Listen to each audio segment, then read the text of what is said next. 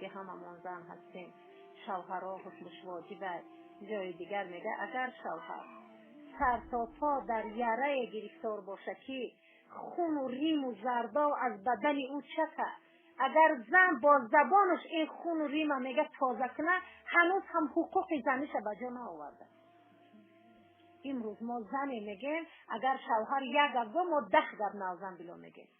امروز ما زنیم توی میریم معرکه میریم حتما نزد آینه میریم خودمون پسان میکنیم غسل میکنیم با دوخیا و با دیگر و دیگر و دیگر.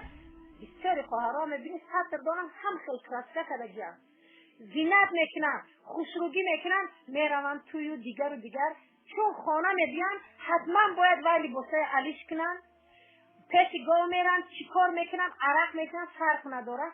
شب نزدی همون حلالی که الله به اون نصیب دیده وقتی که نزدی او میبین برای او هر خیل میشود. و همین خاطر میگن که مردهای ما بدبختن در همین زمان ما زندگی میکنیم. زینت او خوشبویی های میکنیم نزدی مردهای نامحرم ده. اگر او خیرانیم عیبه، اگر ها بگوان فلان جا که به همون لباس خانه هرگیز نمیروم میگه عیبه چرا نزد شوهر خود که الحمدلله حق و حلال خود مانه برای او بیچاره هر خیل میشود. وقتی اگر با او زن گیره با مقطعی او چقدر مقابل نشان میتیم که من چیکار کردم تو زن میگیری. خوشروگی زن در صورت زن نیست، خوشروگی زن در سیرت زن است. خوشروگی زن علمی زن است، خوشروگی زن رفتار زن است. وقتی زن رفتار خوب کرد او بی‌ادبی او را همون رفتار خوبش پنهان میکنه. وقتی زن رفتاری بد کرد اگر او ماه برینم خوشرو باشه او خوشروگیش رفتاری بدش پنهان میکنه.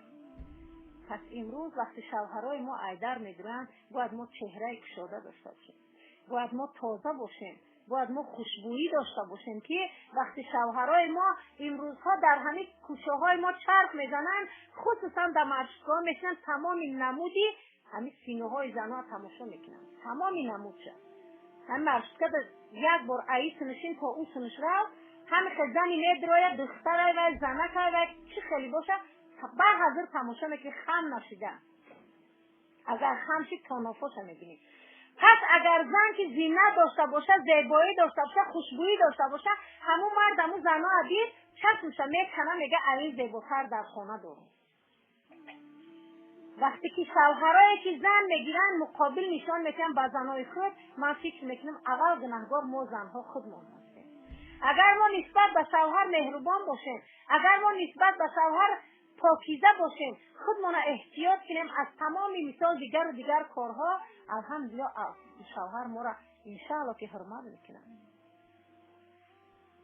وقتی که بیچاره شوهر در جگه یک بار دست دراز میکنه به همو بوی عرق و به همو بوی گاو و مال و دیگر با بیچاره چند بار اون خوراک خودم بفره. اینه چقدر ما زنها مقابل نشان میکنیم که میگه پروردگار که اگر زنی که شوهر خدا با رفتار خوب با بازی های عاشقانه میگه شب میگه او دعوت او را میگه قبول کنه او را رضا کنه، میگه تمام پرنده ها در آسمان، تمام ماهی ها در دریا، تمام مخلوقات روی زمین میگه رحمت میفرستن بر همین زن تا صبح. اگر مبادا میگه در همین شب همین زن عمرش باقی نباشه و از دنیا گذاره الله او را جنتی میکنه.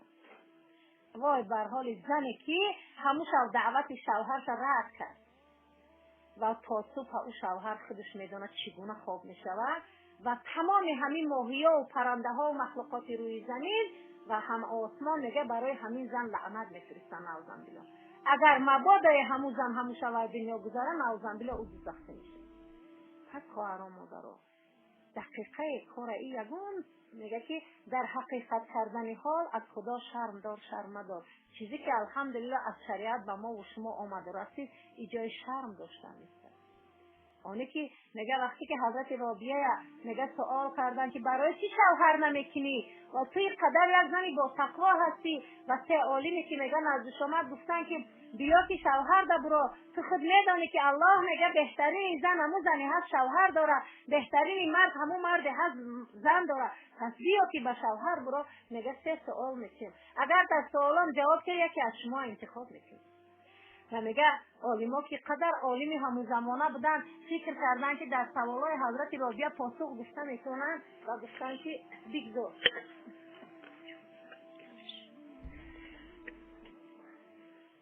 و میگه گفت سوال اول من همینه که شما خود میدونه که حضرت آدم علیه السلام میگه پروردگار خلق کرد و میگه در حالتی که میگه با او را خلق کرد، میگه روح‌های نزد او میگه دعوت کرد و گفت که روح‌ها بر حضرت آدم سجده کنه و در این حالت میگه روح‌ها دو قسم شدن، قسمی از جانب دست راست و قسمی از جانب دست چپ و قسمی از جانب دست راست بوده میگه سجده کردن و قسمی از جانب دست چپ بوده میگه سجده نکردن.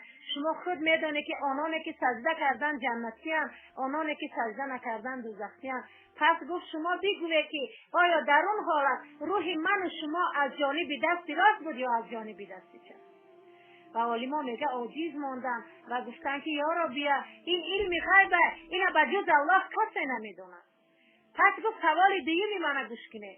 گفت وقتی که همه ما و شما را در حالتی که ملک الموت به سوی قبض جان ما و شما میبیاد، در همین حالت گفت شیطان عزازیل گفتن به سوی قبض ایمان ما و شما میبیاید.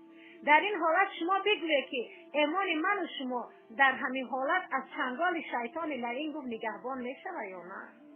عالما گفتن باز هم عاجز، باز هم گفتن که ما نمیدونیم. این سوال تو را به جز الله گفت کسی نمیدونه. گفت که نباشم سوال سومی من گوش کنه.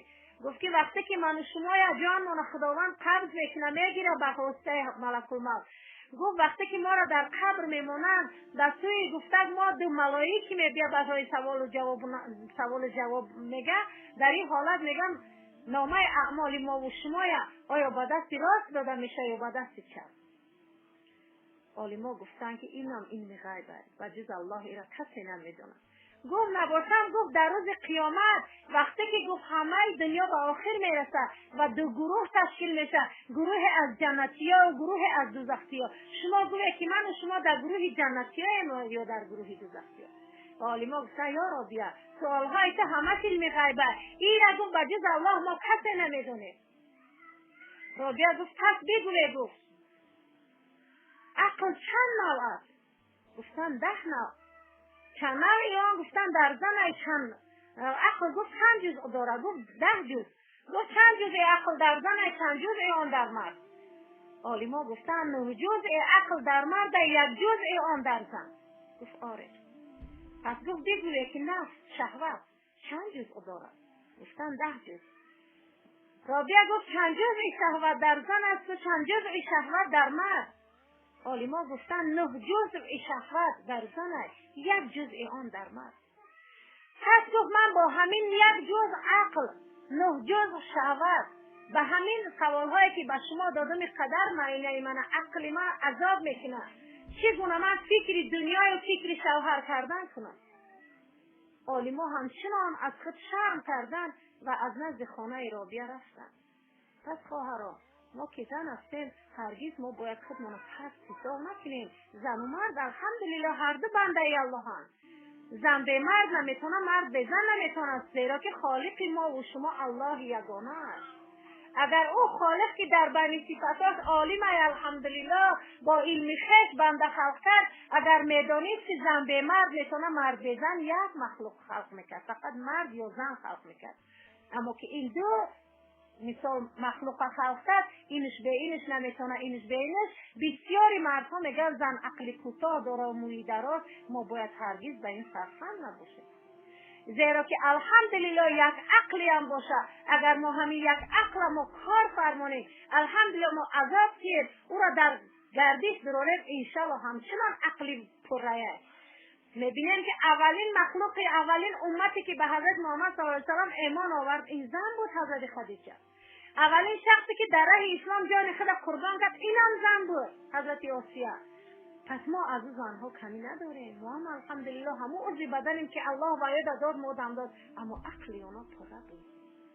اونا همچنان امتحانایی که خداوند به سر اونا آورد، ما دعا کنیم که به سر ما و شما نبیاره. ما قدر ایمان مستحکم نداریم، صبر او امتحان ما نداریم.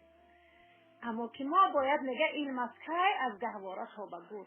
پروردگار رب العزت میگه بنده های هستن که پس از مرگشون میگه اونا رو نگاه میکنی در سرشون همه قدر حجیره های داده بودن، یعنی عقلی که داده بودن در طول 70-80 سالی که زندگی کردن در زمین، وقتی از دنیا گذشتن همه حجیره ها خامن میگو کار فرماردگی نیستن. امروز ما میگیم که ما ذهنمون کنده و دیگر ما کوشش کنیم ذکر زیاد کنیم این عقل بیدار میشه. ما اگر او را دستخوار داریم الحمدلله. همین جسد انسان باور کنه یک زواد بزرگی که کار میکنه، بزرگی یک جسد از او زواد زیاده. همین یک جسد یک انسانی که الله او را خلق کرد، یک زواد بزرگی همین انسان از همون زواد زیاده. وقتی زواد در کار میدروه انسان او را در کار میدروه بالای هر یک تنافش انسان است. اما این جسدی که الحمدلله الله خلقش کرده ما را همه تماشا میکنیم. یک بار کتاب آدم داخل جسد نگاه کنید هر یک رفتارهایی داره که او را الله خودش میتونه در کار دروازه. میلیارد بار تا وقتی مرگ این انگشتا کار میکنه یگان بار اهمیت نمیده. اگر یک بار یک تشریح کنه دیگه خم نشه بعد به قدری میرسه. این دهانی ما در لقمت آبی که قدر این زبان در گردش میدره ما او را اهمیت نمیده. اما اگر دقیقه این آب دهان ما خشک شود انسان سخن گفته نمیتونه. الحمدلله این چشمایی که میبینیم بینایی میبینیم یک زنی که یک مردی که چشماش نابینای همونجا در باید شکرانه کنیم الله شکر میکنیم با بینایی. این نفسی که داخل ما و شما میره و یک نفسی که داخل ما و شما میدروه و بیرون میشه دو ملائک در خدمت است و دوباره انسان به هر نفس باید شکرانه کنه. یک ملائک نفسی ما را داخل دروه ملائک دیگر به اجازت بیرون برآمدن نیست. این نعمت های الله به شما را باور کنه خواهر و مادر. جسد انسانی باور کنه همچنانه که گفتن که این چشم بینایی داره این گوش شنوایی داره. هستن انسانایی که شنوایی ندارن، انسانایی هستن گویایی ندارن، بینایی ندارن، پا دارن روایی ندارن، دست دارن گیرایی ندارن.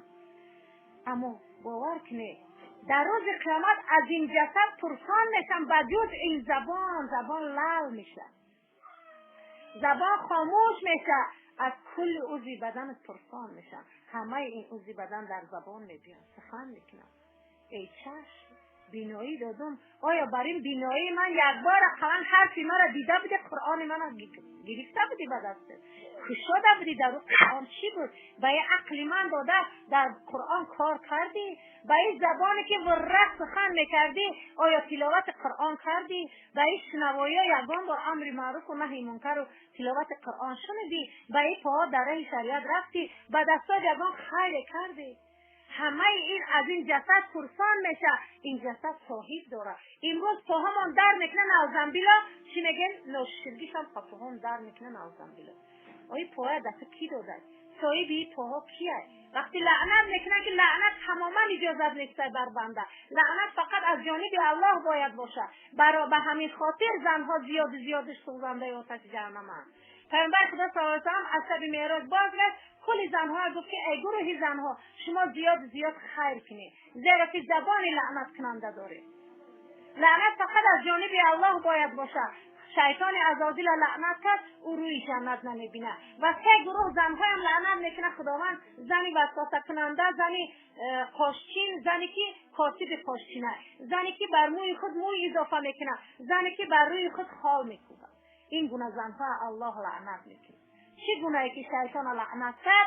وای بر حال زنی که قاش چینده داره، وای بر حال زنی که به موی خود موی اضافه میکنه، موی خود زینت میکنه، به رومال میبره در مردای نامحرم نشان میده. وای بر حالش. خوش به حال زنی که همین دقیقه شنیدن قاش چیندن چقدر گناه. انشاءالله بعد از نماز پیشین یه دوام میتیم. بسیار یک موضوع وسیع. میگه وای خوش به حال زنی که فهمید و از همین دقیقه بس کرد او خوشچینی دوام نداد. الله رحمان و رحیم او را میبخشه. وای بر حال انسانی که شنید و گفت که حالی با بس میکنم، مبادا چین دیو گفتی حالی بس میکنم، حالی نبرو ماده خداوند جان تگیری. در یک زمانی هستیم که هر لحظه هر قدم انتهامای برای ما و شما.